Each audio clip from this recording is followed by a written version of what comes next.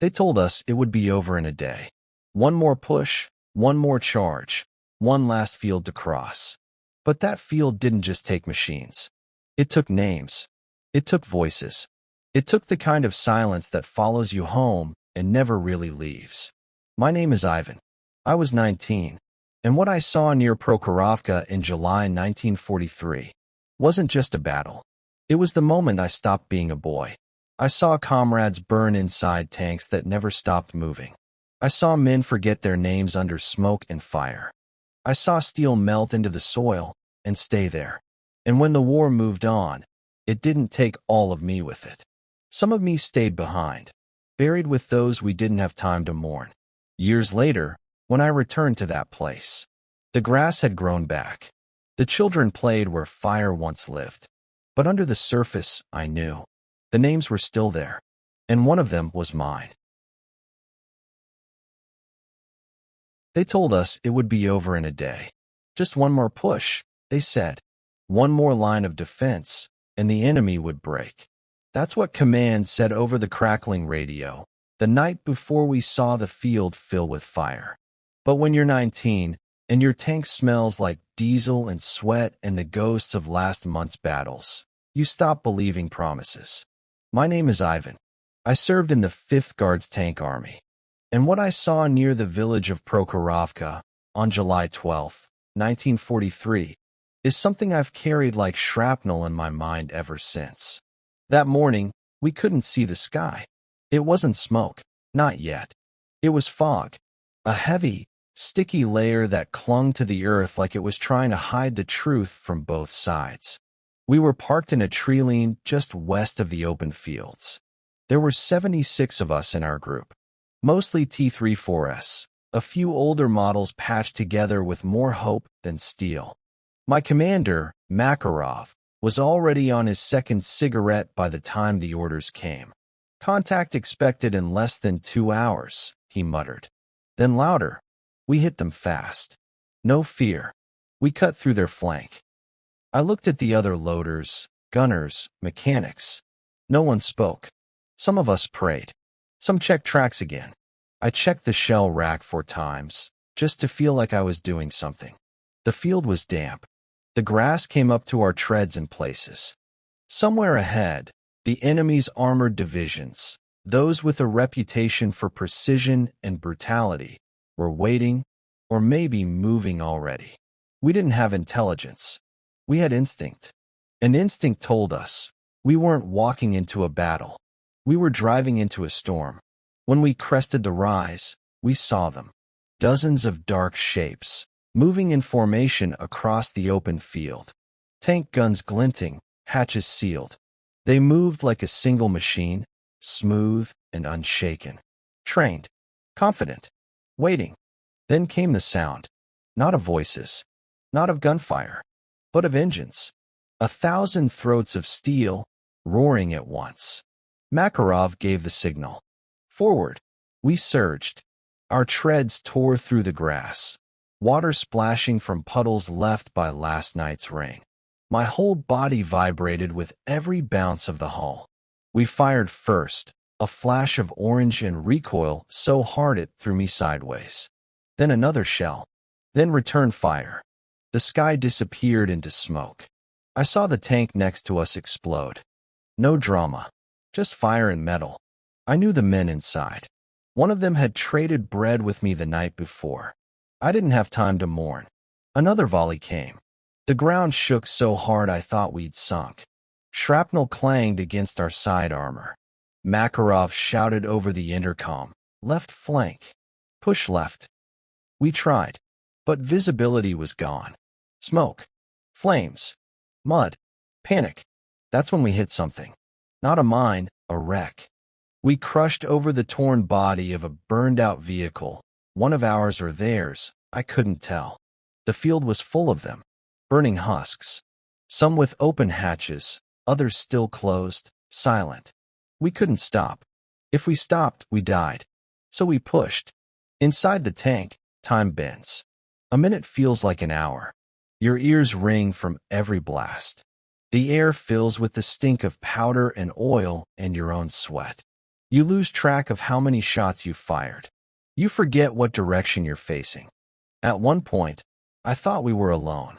Then I heard a voice, Makarov's, barely audible. Hold the line. Hold what line? All I saw was wreckage. We lost track of time. But by afternoon, the sun broke through. And what it revealed was hell. Dozens, no hundreds, of machines, twisted and scorched.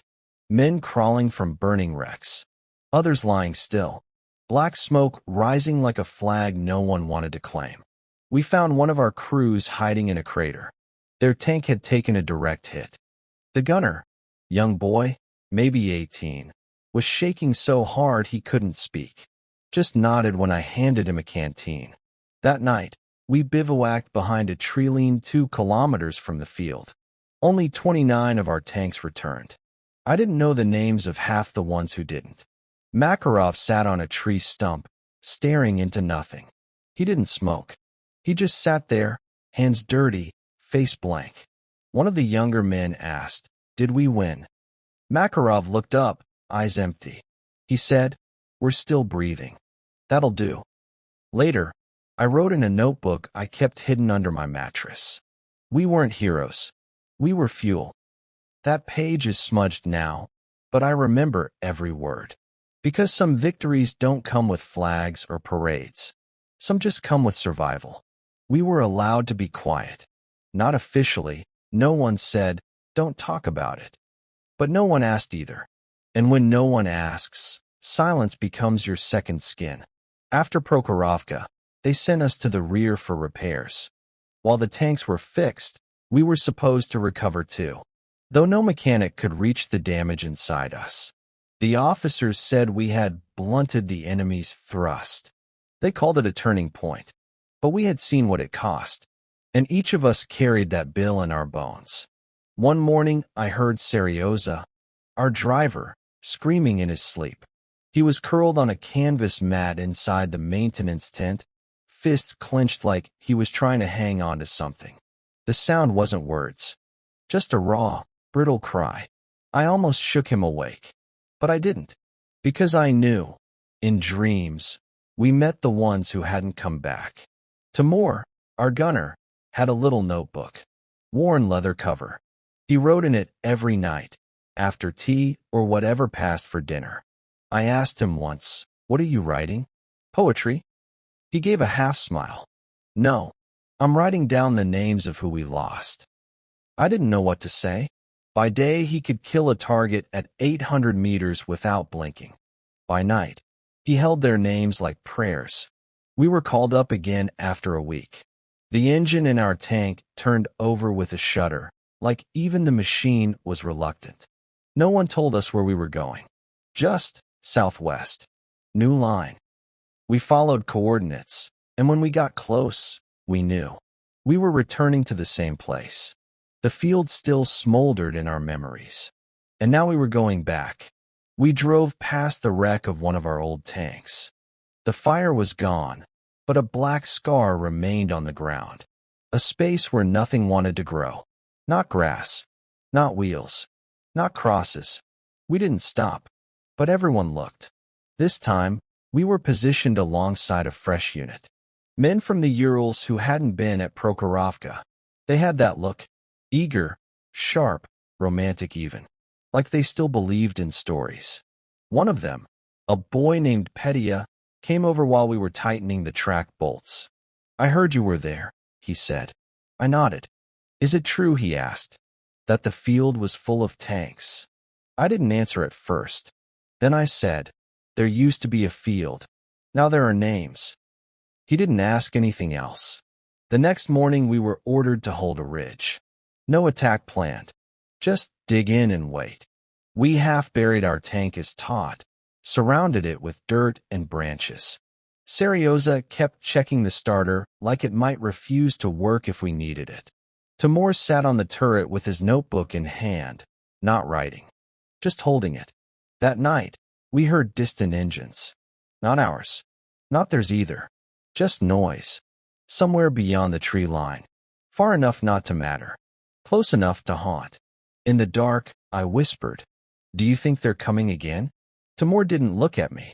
He said, "They never left." The sky turned violet before dawn. I hadn't slept. None of us had. When the sun broke the horizon, the silence cracked too. A single shell screamed past, too far to hit, but close enough to wake every nerve in my spine. We waited. Another shell. Then another. Then nothing. They were testing us. By midday, we had confirmation. A small probing force was pushing toward the ridge. No major engagement. Not yet. Just pressure. We were told to show strength. So we turned our guns toward the tree line and waited for movement. I didn't blink for what felt like an hour. Then I saw it. A glint of metal. A hatch swinging open. Then a plume of exhaust. Timur took aim, but paused. "It's too far," he muttered. "We'll waste the shot." "Wait for them to commit," Makarov said. So we waited. We held the line all day. No engagement. No contact. But the tension was heavier than combat. We knew the enemy was there. They knew we were too. It was like two wolves pacing opposite sides of a fence, waiting to see who'd leap first.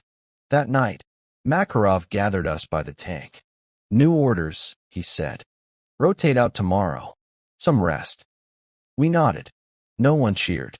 Timur finally spoke. "I'm not going." Makarov frowned. "What do you mean?" "I'm staying here. With the others. With those we left." His voice didn't shake, but something inside me did. "You're not serious," I said. "That's not an order. That's madness." He looked at me. Not angry. Just tired. "I've seen enough," he said. "More than enough." Makarov didn't argue. Just turned and walked. Timur left his notebook on the seat of our tank the next morning. I opened it once. Inside were 3 pages full of names, some I recognized, some I didn't. The 4th page was blank. And it stayed that way. I still have it. Some days, I think Timur was the bravest of us all. Not because he stayed, but because he knew when he couldn't go forward anymore. And said it out loud. People often ask what war feels like. They expect noise, fire, explosions. But I remember silence. Not the silence after gunfire. The silence after people stop asking about it. The kind that settles in your bones like winter. I left the front in the winter of '44. Wounded. Nothing heroic. Just shrapnel to the ribs and frostbite in both hands after a night too long in a ditch too shallow. They patched me up enough to walk, but not enough to drive steel again. So they sent me home. Back to a town that hadn't changed much. Except now it had more widows than barbers. For a long time, I didn't speak of the war. Not because I couldn't, but because I didn't know what to say that would make sense to someone who hadn't been there. How do you explain watching a man catch fire inside a tank and keep shooting for 5 more seconds? How do you explain the weight of names you never learned because the person didn't live long enough to tell you? Some things feel wrong even in the right words. Makarov made it home too. He sent me a letter once, short and strange. Said he was working in a factory. "Different kind of metal now," he wrote. "No blood in these sheets." I never wrote back. Not because I didn't want to. I just didn't know how to end the letter. How do you sign off from that kind of past? Serioza didn't come back. Last I heard, his tank was hit just weeks after I left. No one recovered the crew. For years, I thought I saw him on the street. Tall man, fast step, same shape of shoulders. But it was never him. Grief has a cruel sense of hope. I kept Timur's notebook, tucked it into a drawer where I kept a few war relics. A watch that doesn't tick. A medal I didn't earn but received anyway. A photo of my first crew, creased at the corner where Serioza smiled. Sometimes I opened the book just to look at the empty page. It reminded me that some stories end without punctuation. One spring, decades later, I returned to Prokhorovka. It wasn't a battlefield anymore. There was a memorial, a paved road, a kiosk selling drinks, kids playing in the grass. The field was smaller than I remembered. Time shrinks things. I walked alone toward the ridge. An old man in a civilian coat, walking through grass that once caught fire. And for a moment, just a breath, I heard it again. The rumble, the shouts, the engine beneath me. I closed my eyes, let it pass. When I opened them, there was only wind and silence. I sat on the ground, the same earth where we buried comrades in shallow graves, or not at all. The same place Timur had aimed, fired, written. I took the notebook from my pocket. The paper had yellowed, the names blurred at the edges. I wrote one more name on that blank page. Mine. Then I tore it out and left it beneath a rock. Some people carry photo albums from their youth. I carry smoke. Some remember dances, kisses, first loves. I remember metal tearing metal and voices I never heard again. But I'm still here, still breathing. And that, too, is something worth telling.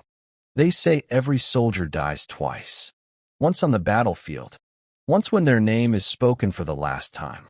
So I speak the names, even if no one hears. Especially then, because memory isn't just about holding on. It's about knowing what not to let go. Some stories, they don't need drums or banners.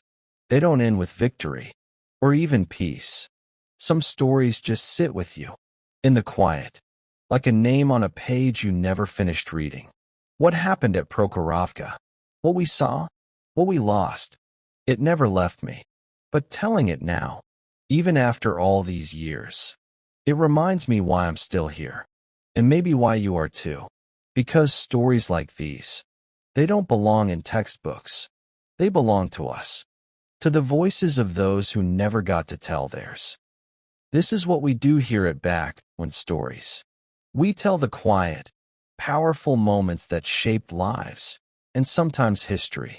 So if this story stayed with you, even just a little, Studio Microphone, please consider subscribing. Every like, every comment, it helps us keep these voices alive. Not just for the views, but for the memory.